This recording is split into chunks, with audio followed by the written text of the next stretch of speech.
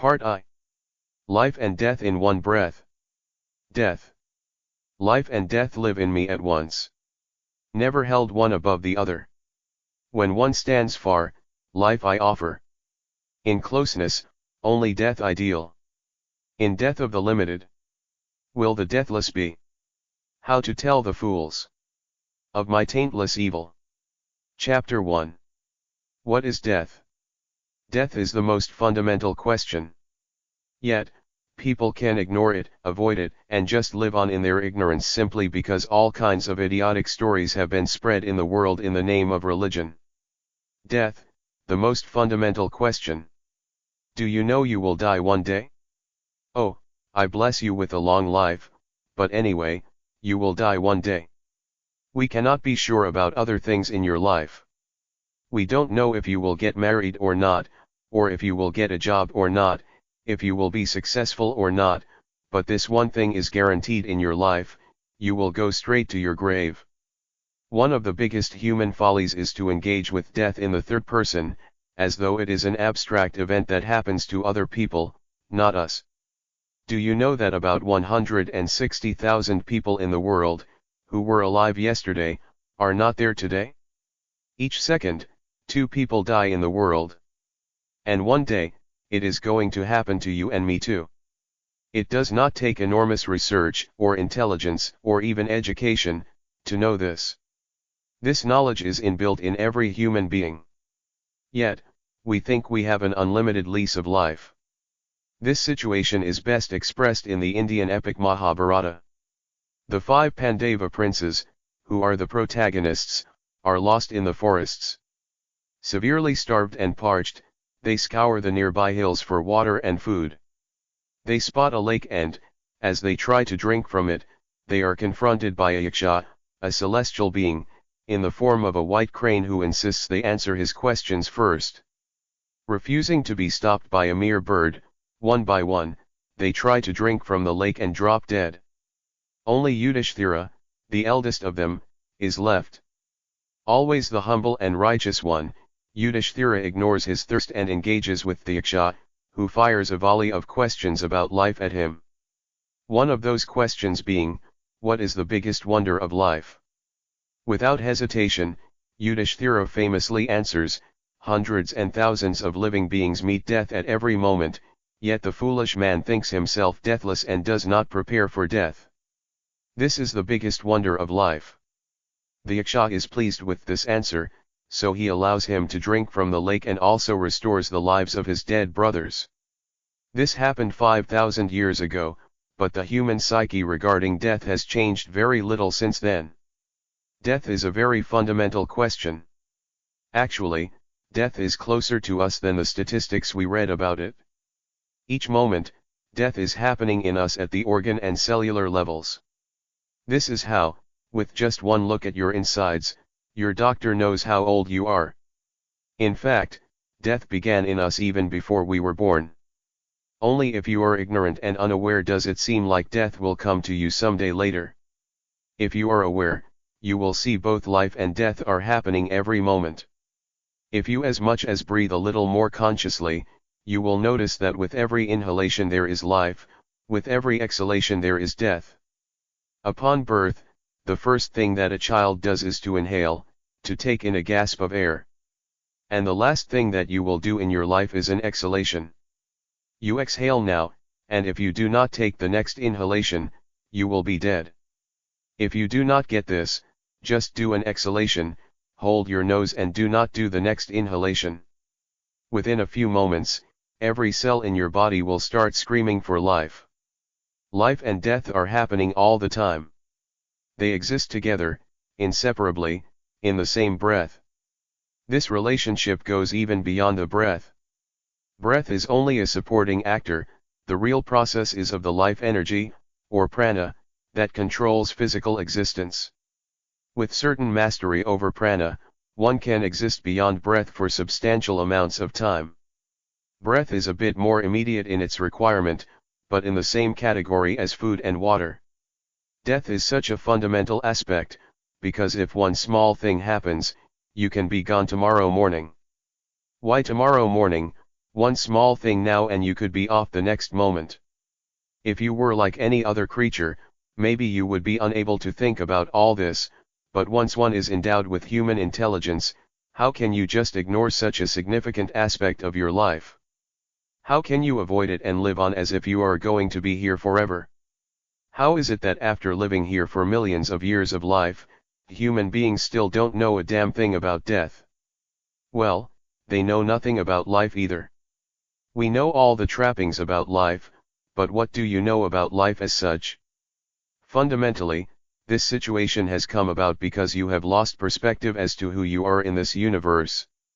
If this solar system, in which we are, evaporates tomorrow morning, no one will even notice it in this cosmos. It is that small, just a speck. In this speck of a solar system, planet Earth is a micro speck. In that micro speck, the city you live in is a super micro speck. In that, you are a big man. This is a serious problem. When you have completely lost perspective as to who you are, how do you think you will grasp anything about the nature of life or death?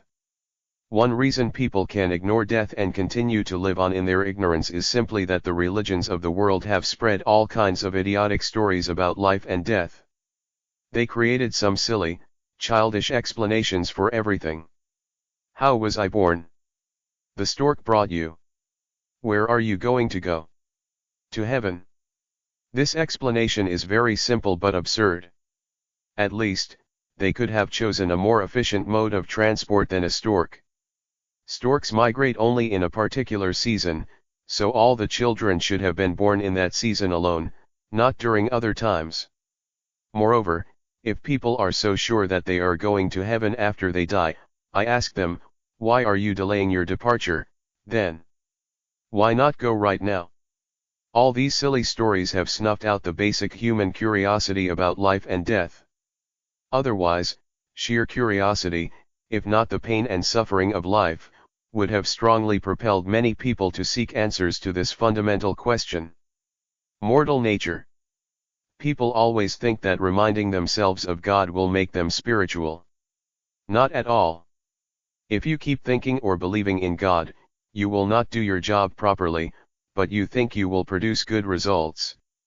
You will not study for your exam and you think you will be first in class because of your prayer. Such people become more brazen than others about life because now they have God's support. Always, people who believe that God is with them have done the most violent things on the planet.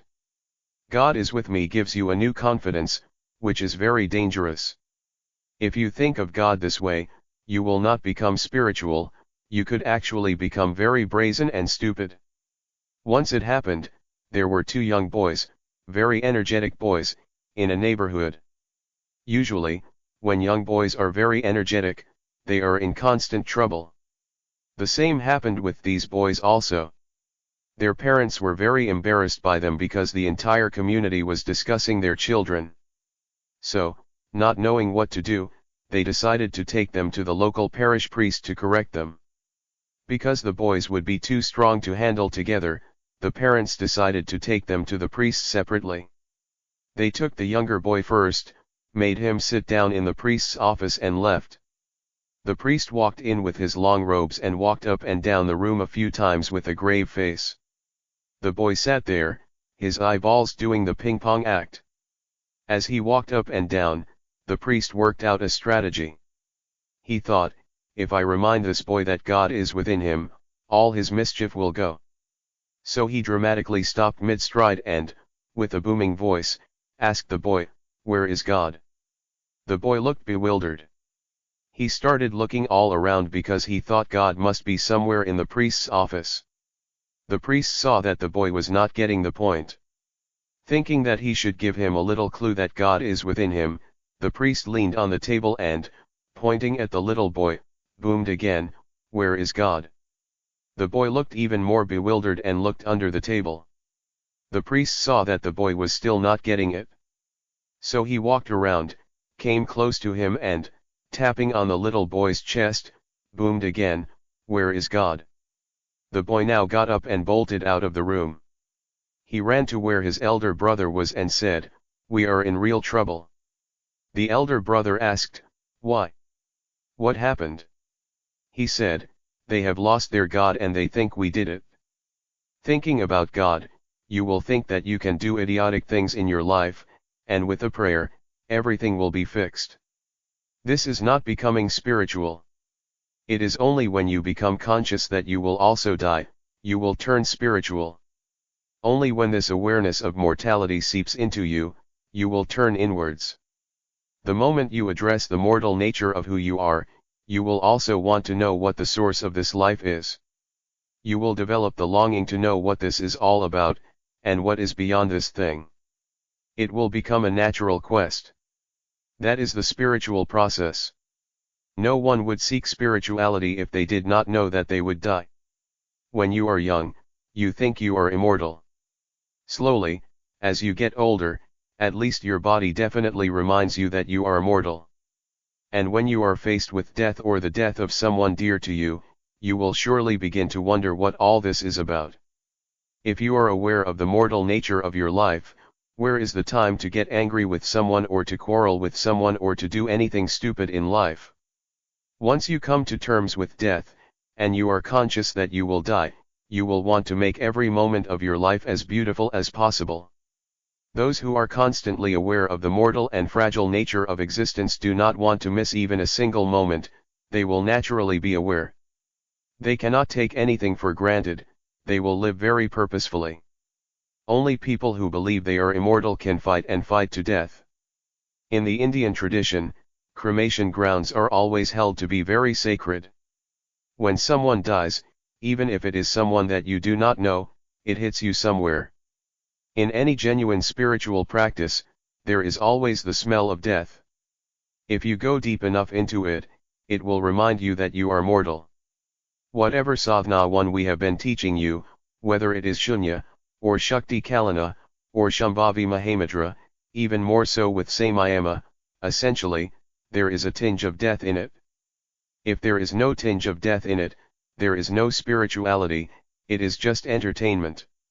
If someone taught you a superficial la practice, it may make you feel good, but there is nothing more to it. Traditionally, every yogi started his spiritual pursuit in the cremation grounds. In fact, many masters have used this as a spiritual process. Gautama the Buddha made it compulsory for his monks. Before he initiated anyone who came to him, he asked them to go and sit in the busiest cremation ground for 3 months, just watching the corpses burning. Even today, if you go to Manikarnika Ghat in Varanasi, a minimum of half dozen bodies will be burning there at any given time. And it is handled like a normal business, very casually. These days, there is not enough time for them to fully burn the body, because even before one body is fully burned, the next body has already come. So they throw this half-burned body into the river. It is actually very good for you to see that this is how people are going to treat you also one day. When I was young, I had no knowledge of all this. But from the age of 8 to 17, I happened to spend an enormous amount of time in the cremation ground. It simply intrigued me. Everyone talked about so many eerie things happening there. I had heard stories that spirits hang upside down from trees. I wanted to see these things for myself. So I spent many days and nights in the cremation grounds. There was one very close to our home and another at the foothills of Chamundi Hills. The one at Chamundi Hills was very busy. Anytime you went there, there would be at least 4 or 5 bodies burning. Whenever I went trekking, I spent the nights there because the hill would be cold, but here there was a fire burning all the time. So I would sit by the fire and simply watch the burning. There was also a lot of drama that used to happen around the pyre. Usually, when people come with a body to the cremation ground, they are all crying like they have lost everything in life and all that. Then they set fire to the body. They stay there for half an hour or 45 minutes and then they leave. The fire is still burning, but they leave. Probably they have other business to attend to, but I would sit there, watching. If you have carefully observed a body being burned on a pyre, the first thing that burns up is the neck because it is narrow. When this happens, Unless they have made a large and proper arrangement of firewood, the half-burned head invariably rolls off the pyre like a football. It looks a little eerie, a head rolling off the pyre. Probably because firewood is expensive, or because they do not have sufficient experience in arranging a proper pyre, this used to happen often. It would happen after 3.5 to 4 hours of burning. By that time, no relatives would be present, so I would be the one to pick up the heads and put them back on the pyre. I spent many days and nights in the cremation grounds just sitting and looking and helping these bodies burn fully.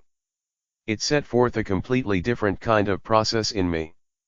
I know you would want to avoid this, but it is good to sit down and watch the bodies burning continuously. Living in the comfort of your house, it is very easy to think you are immortal. But when a body is burning in front of you, it is not very difficult to see that this could be you tomorrow. Mentally and emotionally, there may also be reactions, but the most important thing is that your body perceives life in its own way. The sight of another body burning deeply unsettles it. It brings a different kind of awareness and sense within you. Many things that you have imagined about yourself will all get burned in the cremation ground if you sit there and keep watching what happens. When you are watching the bodies burn, you should not think about it. Simply look at it, just look at it and look at it and look at it. After some time, you will see, it is just you. It is not any different. It is your own body. Once you can replace that body with yours and still sit there, there is a deep acceptance of death. This is not a psychological process. When your very body perceives the fragility of its existence, there is a very profound relief and acceptance.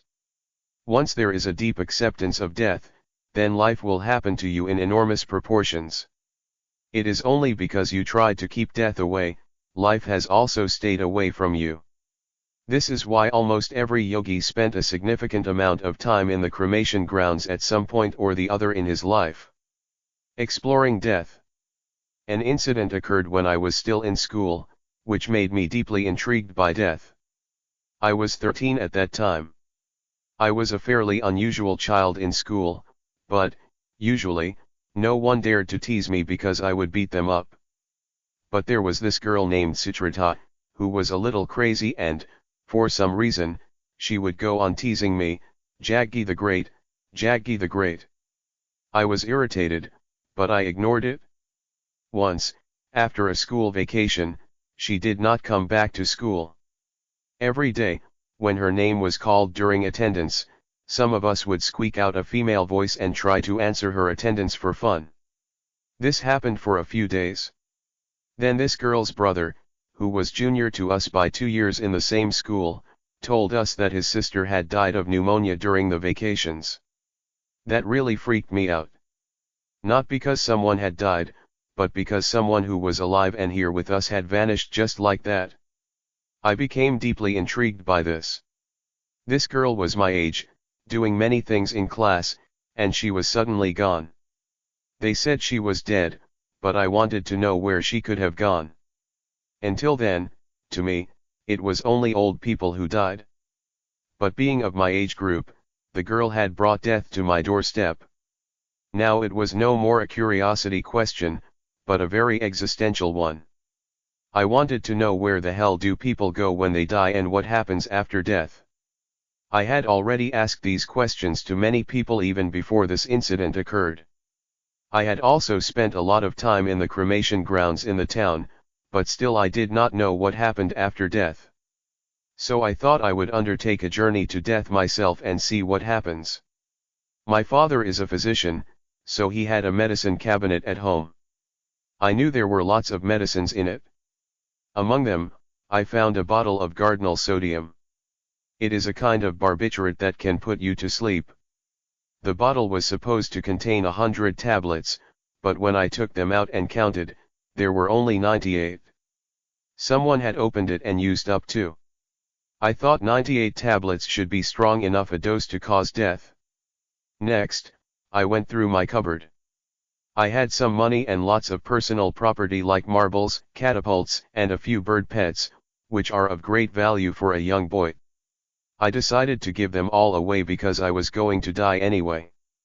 Some things I gave to my brother, the rest I distributed among my close friends. I told them I was leaving. They all thought it was one big joke. Then one day I decided that I would do it that night. I did not eat my dinner that night because I knew if there was food in the stomach, these things may not work very well. I told my family I was not hungry and went to the terrace with the tablets. I popped in all the 98 pills and just went to sleep, hoping that I would know where all the dead people go. In the morning, they did everything to wake me up, but I would not wake up. Usually, it was always a little hard to wake me up in the mornings, but this time I just did not wake up at all. Then my father saw that I was limp. Everyone became terrified and took me to a hospital. They did a stomach wash, put me on oxygen and all that, but I did not wake up. For 3 days, I was lifeless and in a deep sleep. On the third day, I slowly came awake. Still lying down on the bed, I slowly opened my eyes. The first thing I saw were the rafters in the ceiling above the bed. Immediately, I recognized where I was. I had seen those rafters many times before when I had visited my father at the railway hospital, where he worked. So there I was, lying in a bed in his hospital with all kinds of tubes sticking out of me. It was very frustrating, because I had gone through all this trouble hoping to see where one goes after death, and all I see are the damn rafters at the railway hospital. That was a desperate attempt to know what happens after death, but I had learned nothing about it. The only consolation was that I learned that this was not the way to know. Later, I managed to bully my friends into returning most of the stuff I had distributed to them, and life carried on. Many years later, when I was a young man living life at my cocky best, a deep experience came unasked that changed my perspective about life and death completely. On one warm September afternoon, I was just sitting alone on a rock in Chamundi Hills. I had my eyes open, not even closed, when something began to happen to me. Suddenly, what I thought all my life as me was all around, my inside had become the outside. I did not know which was me and which was not me. The air that I was breathing, the rock on which I was sitting, the atmosphere around me, everything had become me. It was crazy because what was happening was indescribable. What was me had become so enormous, it was everywhere.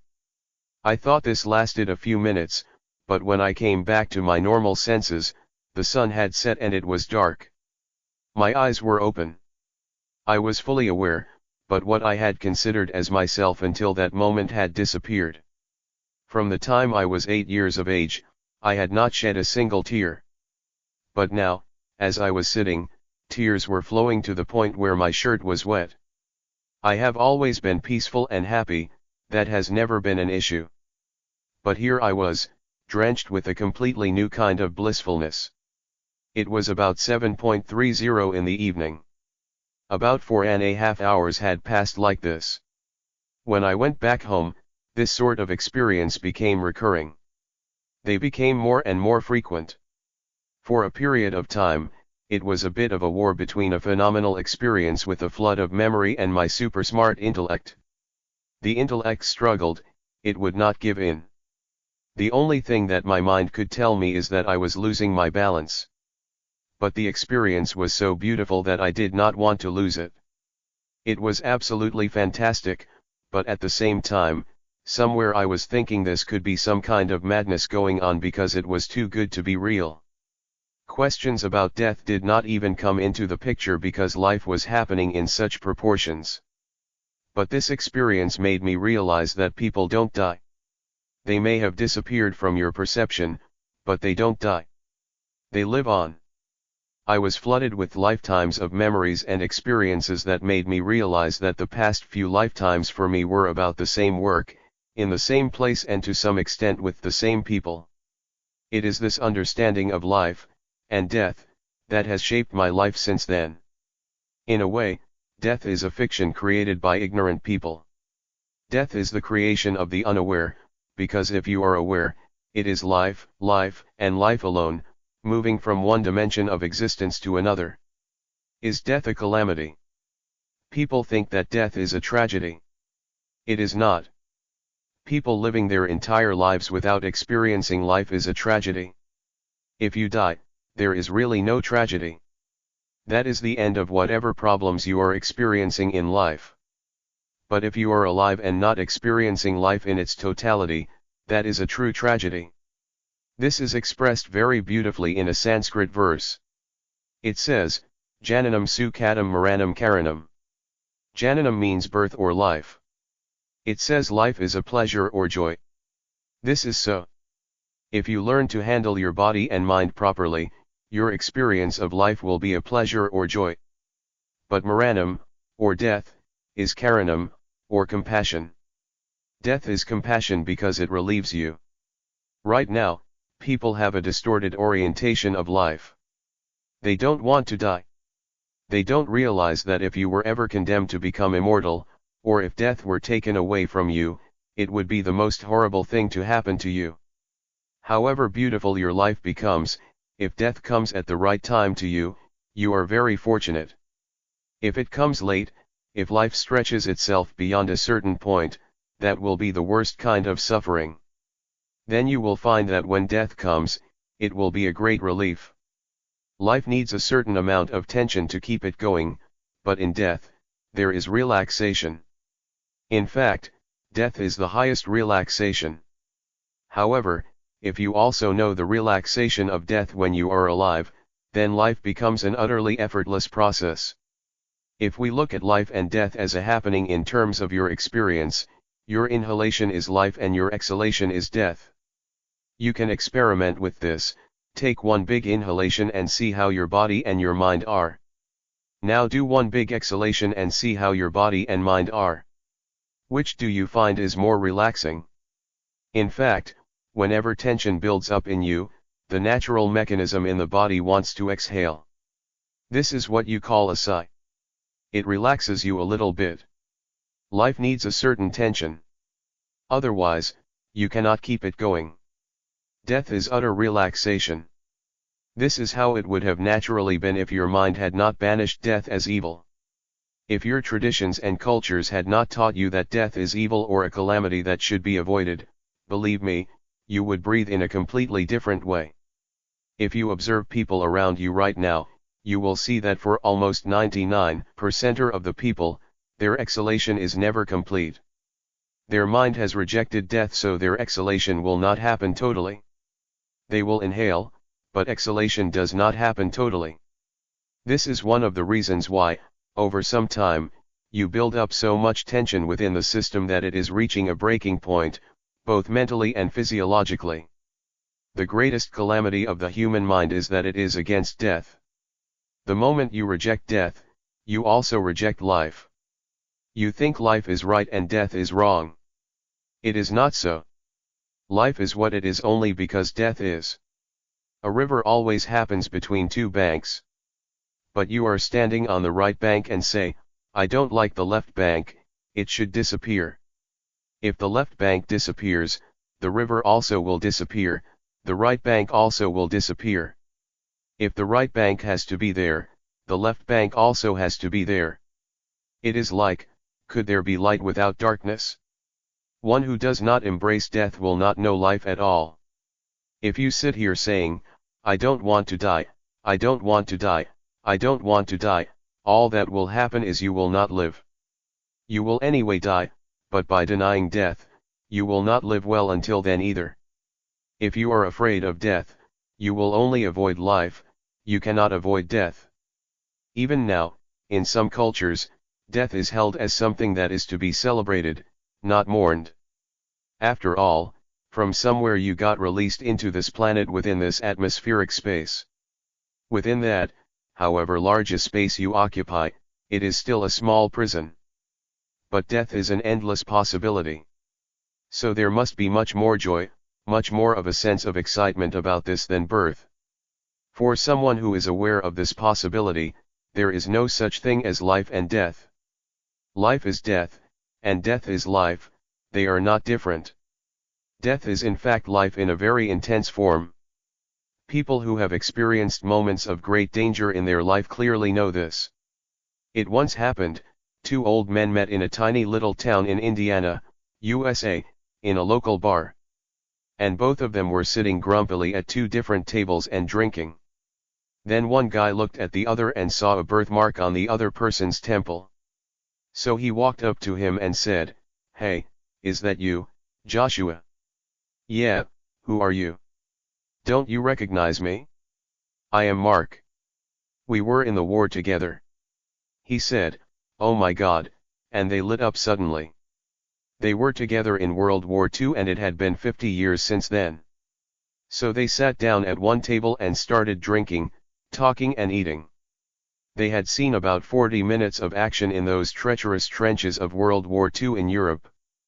40 minutes of blitz. They talked about those 40 minutes in so many vivid ways for over 2 hours. After they were done with all this talk, one guy asked the other, "What have you been doing since then?"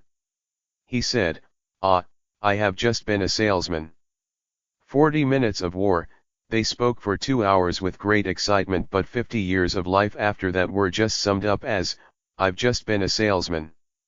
That is how it happens. Moments of danger are moments when you experience both life and death together at the same time. These are the moments you realize that life and death are here at the same time. They are not two separate things. They are one inside the other. Life is all packed like this. The creation and the creator, life and death, are all packed one inside the other. It takes attention, a lot of attention, to see it. Otherwise, one just lives on the surface, half alive. If you don't know life and death at the same time, you will know only one half of life. Being half alive is a torture always.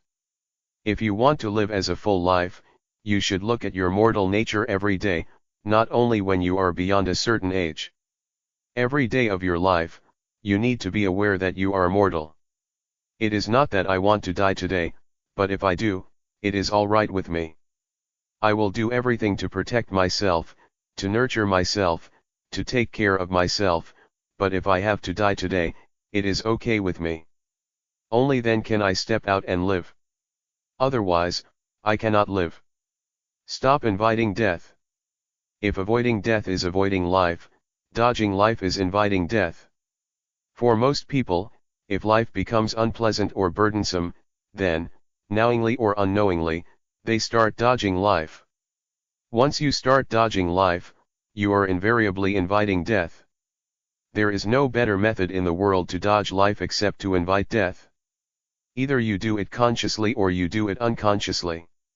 One major contribution to the multiple, complex ailments that you see on the planet these days is that people are trying to dodge life and, in the process, are inviting death. The body is only cooperating with this. The body is just fulfilling your desire to invite death. Ask, and it shall happen. People are trying to avoid life because they think it is unsafe. You should know that the only safe place on the planet is your grave. Nothing happens there. There is no safety in life itself. Like I said earlier, tomorrow morning you may be dead, no matter how much security you create for yourself. I am not wishing you this, but it does not matter how healthy you are, how well you are right now, tomorrow you may be dead. It is a real possibility. So there is no such thing as security in this life. The moment you start seeking security, naturally, you become death-oriented. Unknowingly, you will seek death. In India, it is a tradition that whenever you see a sage or a saint, you should not miss the opportunity to get their blessings. So many times, people come to me and say, "Sadhguru, please bless me that nothing should happen to me." Really, what kind of a blessing is this? My blessing is that let everything happen to you. Let everything that is life happen to you. Have you come here to avoid life or to experience life? If you want to avoid life, I have better technology than inner engineering. 5. If you want to avoid life, all it takes is 2 meters of rope to hang yourself from the ceiling. And it is not expensive either. I am talking of efficiency. When alive, to try to avoid life is very negative. Our aliveness is a very brief happening, but we shall be dead for a very long time. So taking one's life is not really an option. This happens by mistaking the psychological drama for the existential life. The moment you think of security, you are assisting death. I want you to know, death does not need your assistance. Death is super efficient. On the other hand, life needs your assistance. If you notice, whatever you do with life, no matter how much you do with life, there is still something more you can do with it. Life needs all your attention and efforts. Death does not need your support. It will anyway happen, and it will happen with absolute efficiency. There is no failure here, as all shall pass. People think nothing new should happen to them, but they want an exciting life. How is this possible? This is a no-win situation you are creating for yourself. What can happen to you at the most? At most, you will die. There is nothing more that can happen to you. And whatever happens in your life, you did not come here with an investment. You came empty-handed. You cannot lose in this life. See how wonderful it is. Whatever happens, you are still on the profit side, so what are you complaining about? This happened about 10 years ago. At that time, the stock market in India was going down. Some people in Mumbai brought a man to meet me. It seems he was initially worth about 250 million rupees. Then he took a beating in the stock market. In about 8 months' time, he was worth only about 30 million rupees. Now the man was broken, depressed, and wanting to commit suicide because he had only 30 million rupees. He was in a bad state, so they wanted me to help him. I thought this was funny because, for many Indians, 30 million rupees is more than heaven. If you give an option between heaven and 30 million rupees, they will choose 30 million rupees. But this man is depressed and wants to commit suicide because he has only 30 million rupees. This is not just about him, you are doing this to yourself all the time too. Let new things happen to you. If you create this kind of nothing should happen to me situation within yourself, you will become stagnant. Stagnation is death. If life does not move on, if new possibilities don't arise within you, you are living dead. This is the reason that even when nothing has gone wrong with people's lives, you can see so many long faces on the street. For most of them, life has worked out far better than they ever imagined. Materially, we are all living much better than our fathers and grandfathers did. But still there are these long faces on the street. This is happening not because something has gone wrong. This is because of stagnation. You cannot live with stagnation because that is like living death. Being living death is a fantastic experience, but to be death-like when alive is horribly painful. If you are alive, it is wonderful. If you are dead, we are not bothered about you. There are too many dead people walking, which is why there is such misery on the planet. They were all bright and alive at one time, now, slowly, they are half into the grave. Yes, with time the physical body will deplete. That is why if only psychological and physiological processes are in your experience, it is only natural that with the passage of time, you will deplete. Only if the fundamental life energy is in your experience, if the right things are done about the life process, then you will not deplete with age and rather become greatly enhanced. So it is only life which must be constantly cranked up. There is no need to invite or practice death, because death does not need your support.